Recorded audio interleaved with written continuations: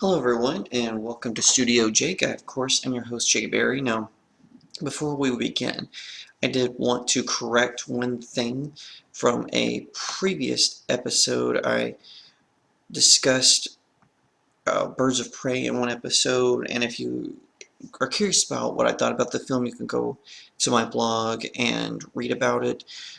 Needless to say, I did not really care for it at all. I did not think it was a good movie. Just a spoiler alert there for the article.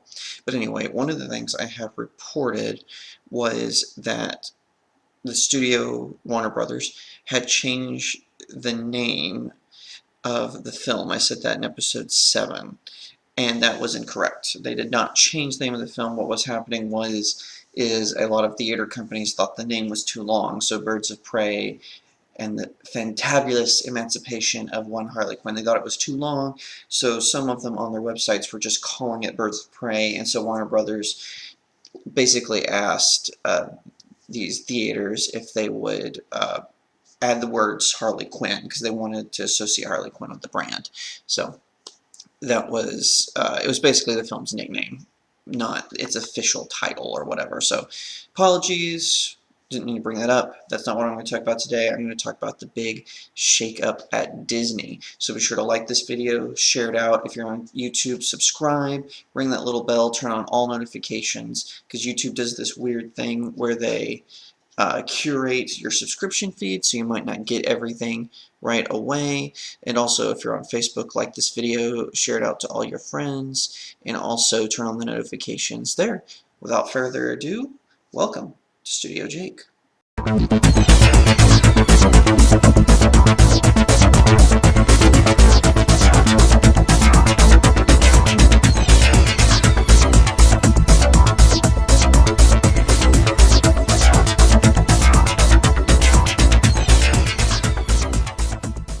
Okay, so there was a major, I mean like a major shakeup at Disney. This is completely shocking. I can't believe this happened. I'm I'm flabbergasted. I mean, there's no other way to describe this. I am shocked. This is a major shakeup. When I first heard that there was a shakeup at Disney, I got excited. I thought maybe Kathleen Kennedy had finally been fired, but no. Walt Disney, this is according to Fox News, the Walt Disney Company announced Tuesday that Bob Iger will be stepping down as its chief executive officer effective immediately, but will remain executive chairman of the company through 2020. Bob Chapek, who served as the chairman of Disney Parks, will assume Bob Iger's role as CEO. So then they have a quote from Iger's statement, which says, with the successful launch of Disney's direct-to-customer businesses and the integration of 21st Century Fox well underway, I believe this is an optimal time to transition to a new CEO. I have the utmost confidence in Bob and look forward to working closely with him over the next 22 months as he assumes this new role and delves deeper into Disney's multifaceted global business and operations, while I continue to focus on the company's creative endeavors. So this is really stunning because he joined, and this is in the Fox article as well, he joined ABC in 1974 and basically worked his way up. So he served as president of ABC, and then when he took over when Disney bought it in 1996, and then he was the COO, so the Chief Operating Officer in 2000 under Mike Eisner, and then he took over for Mike Eisner in 2005. So Bob Iger oversaw so much stuff. He extended some good stuff. He extended their brand. He oversaw the acquisition of Pixar in 2006, Marvel Entertainment in 2009, Lucasfilm in 2012, and 20th Century Fox in 2019. He also did some bad things, and maybe some of those lists you might consider bad things. But one of the things that he did that I didn't like was he focused all of Disney animation on CGI. I like CGI. I think it's good, but I also think there's some value and worth in 2D animation. You can see that from my review of Klaus, the DreamWorks. I'm sorry, Klaus is not a DreamWorks film. The Netflix animation film. So I think this is huge. This is significant. It is so hard to imagine what this is like. I mean, he basically took over before I went to college. And his name has been associated with the Disney brand forever. Honestly, I think that there are a couple of reasons for this. Now, I'm only speculating. After all, they're not firing him for cause, obviously, but there are a couple of reasons for this. I would imagine one of them is I think Disney has bought off more than it can chew. I think it's done a great job when they took over Marvel Entertainment and kind of constructed the Marvel Cinematic Universe. They did a great job with that. But and I also think it was a good idea to bring in Pixar. I mean, they had been working with Pixar for a long time. They had even before they acquired Pixar, they had actually released some of their features like Toy Story and Toy Story 2. And in fact, I think Toy Story 2, Disney was the driving force behind that one. Pixar didn't really want to do it, is my understanding. Now that could all be a rumor and gossip, I don't know. But also, though, I think he led the company to bite off more than it could chew because they also acquired Lucasfilm and they immediately put someone in charge, Kathleen Kennedy, who did a terrible job with the franchise. She seriously mismanaged it. And that really caused people, real fans like me, to become skeptical of the franchise. And then if you were one of those fans who you like The Last Jedi, because that's where the split happens, if you were one of those fans, you didn't really like The Rise of Skywalker, because The Rise of Skywalker immediately tried to retcon stuff that they said in The Last Jedi. So there was even a rumor going around that Bob Iger micromanaged the production of The Rise of Skywalker because he was so angry with the reaction to The Last Jedi. And it's very curious. So, and also I think that with the 20th Century Fox acquisition from Fox Corporation, so Fox Corporation still exists, it's just Disney got control over the movie branch and I believe FX. Is my understanding. Like I think Fox Core, they obviously still have Fox News and they still have Fox Sports and Fox Radio and things like that. But I believe that Disney just got their creative stuff, so like Fox Animation and 20th Century Fox and Blue Sky. I think Blue Sky was part of the part of the acquisition, which is interesting because now they have Pixar and Blue Sky. Disney does. So I think they bit off more than they could chew with that. I think they really just wanted the X-Men and Fantastic Four properties and 20th Century Fox or 21st Century Fox. Um, they were really being coy about selling those properties back to Marvel. And now that the Avengers has kind of run its course, they're not really sure what to do now because Benedict Cumberbatch, who plays Doctor Strange, he didn't sign like this long 5, 6 film contract that the previous actors did. So like when they nabbed like Chris Hemsworth and Robert Downey Jr. and Chris Evans, they nabbed them when those guys were kind of like their career wasn't really big, so they were able to get like a 5, 6 film commitment out of them. Not so with Chadwick Boseman and Benedict Cumberbatch. Benedict Cumberbatch came off this high of Sherlock, and Chadwick Boseman is a fantastic actor. He had been in a couple of other films. I believe he was in a film called The Express. In fact, that's how I knew him, was from this film, and I thought, oh yeah, he's perfect to play Black Panther whenever I saw this. So they signed way shorter contracts. I think Benedict Cumberbatch, after his appearances in Infinity War and Endgame, he's only committed to 2 more films. I think the Doctor Strange sequel and another Avengers film. And it's the same with Chadwick Boseman. He said he's probably only going to be in 1 more Black Panther film and an Avengers film, like similar to Benedict Cumberbatch. So with this Century Fox acquisition, which Disney made very public. So they're tied to this brand. So if Fox keeps wanting to make, say, Die Hard sequels, that's going to be really tough to do because I said Disney just needs to run things under the banner.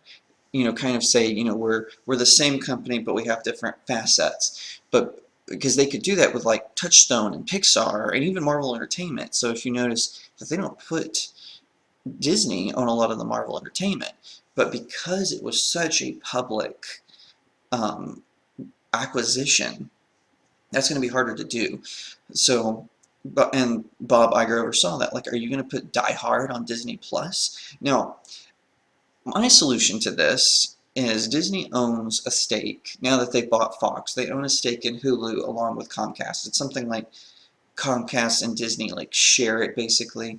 And what Disney was doing was they were putting a lot of their ABC and Freeform properties on to Hulu. And I think that's the smart way to go with the 20th Century Fox. You know, and they wouldn't have to do it where things are on there all the time since they're kind of part owners, or maybe they do. I don't know what their contract is for this. But I really think like those things. So basically their mismanagement of Star Wars, the move from 2D animation to CGI, the the overbiting of the 20th Century Fox properties. I keep saying 20th Century. They changed their name like at the tail end, so forgive me. But I really think those played a hand in Bob Iger's resignation.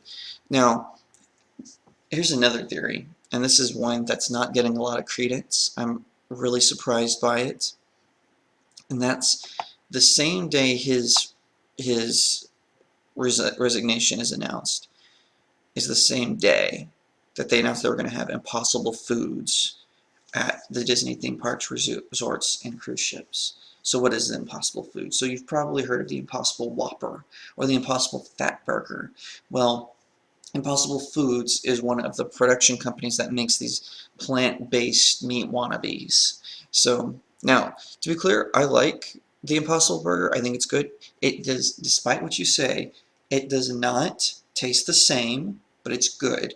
And it's really good for people with health issues who might not be able to eat a lot of red meats, and it's good for people who are trying to lose weight. So I am all on board the Impossible Meat train. However, I do think it's kind of a coincidence that the same day that Bob Iger's resignation is announced, that this news drops. So according to Business Insider, the plant-based foods craze is taking over Disney. Disney announced on Tuesday it is teaming up with Impossible Foods as it works to expand its plant-based menu options across all of its theme parks, resorts, and cruise lines in the U.S. As part of the partnership, Impossible Foods will serve as Disney's preferred plant-based burger, quote, quote, vendor, and the Impossible Burger will soon be available at restaurant locations at the Walt Disney World Resort in Florida, the Disneyland Resort in California, and Disney Cruise Line. So I think that this will be a actually, I do think it's a good thing. I'm just joking. But I do think it's a weird coincidence that it was the same day announcement. They just couldn't wait to get out their oh, look at us, we've got plant-based. And you know, whenever one of these companies does this, so like when I remember when Burger King announced they were doing the Impossible Burger, and when Fat Burger announced that they were doing the Impossible Burger, and then when McDonald's says that they were testing the Impossible patties in Canada, like it was all of these big headline news, and I'm like, why is it news when restaurants add plant-based food to their menus? I just think that it's so dumb that that's considered news. Okay, yes, you wanna slow down your meat consumption, or you want to give better, or maybe it's a better, maybe it's something better than that. Maybe you just want to have healthier options for people who you know have dietary issues and struggles. That's great. Congratulations. That's fine. But I don't think it needs like this big production announcement like, oh, it's this, so it's this, and hurrah, and fanfare, and throwing flowers. I think that that's kind of silly, honestly. I really do. But good for them for doing it, I guess. Now, here's a big question though. Who is taking over Disney after Bob Iger's resignation? So I mentioned earlier, it's a gentleman named Bob Chapek, and he was originally the head of the Disney parks. So this is according to CNN. Bob Chapek now has the keys to the whole Disney empire, not just the Magic Kingdom. The company named Chapek, previously the head of its parks division, as its new CEO on Tuesday, replacing Bob Iger. And then it says Bob Iger will stay on through December 31st to kind of help with the transition. And it says, but who is Chapek and how will he fill Iger's shoes? Colleagues describe him as less charismatic than Iger, but highly intelligent and organized, according to the Wall Street Journal. This could make him the perfect successor to Iger, whose accomplishments have made Disney the company it is today. All that's needed is an operator who can manage what Iger has put in place. That's where Chapek comes in. Before his big promotion on Tuesday, Chapek served as chairman of Walt Disney Parks and Resorts. Under his leadership, he oversaw the Disney theme park's largest expansion in its 36-year history, including the opening of Shanghai Disney, and nearly doubled the Disney Cruise Line fleet.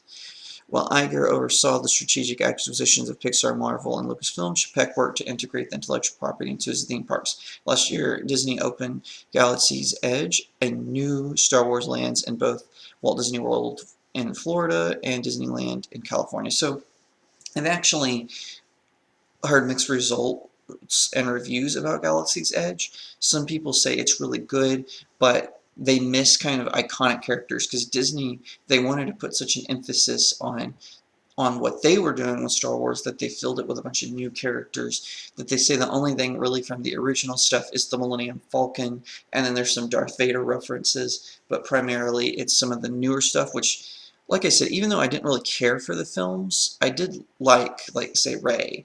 I didn't really like Kylo Ren in the first one, The Force Awakens. I did like him in The Rise of Jedi. I thought he was a good character in that one, but you know, it's one of those, it's too little too late. So anyway, continue on.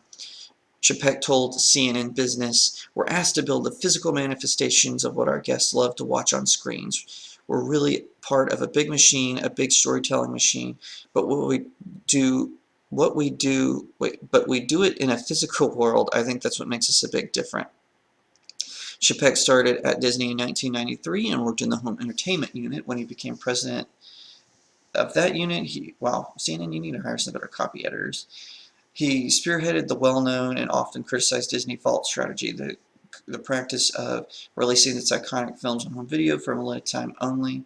He also linked new digital distribution deals to Disney, such as Apple's iTunes, according to Variety. In 2009, Chapek was promoted to president of distribution for Walt Disney Studios, where he was tasked with expanding Disney's digital distribution and converting Disney films into Blu-ray. In 2011, he became president of Disney Consumer Products, which expanded his role in his role to retail and other publishing operations. During that time, he executed a wrenching but ultimately successful restructuring that changed the way Disney approaches the licensing of apparel and toys, among other items, according to a 2015 New York Times story about him. So then it goes on to talk about his education. I don't care about that. So basically, it seems like he knows the Disney brand. He's been around for a while, and he's been through every facet of it, which is probably what landed him the promotion. So basically what they're saying is we're doing this for, basically Bob Iger was our wartime CEO. So during the Mike Eisner years, in which I could do a whole video on Mike Eisner because he had a great start. He helped bring in the Disney Renaissance, where we saw some amazing, amazing animated films. He started the partnership with Pixar and a whole host of other things, but then it was like towards the end of his tenure, things went way off the rails, especially with the television division and their direct-to-DVD.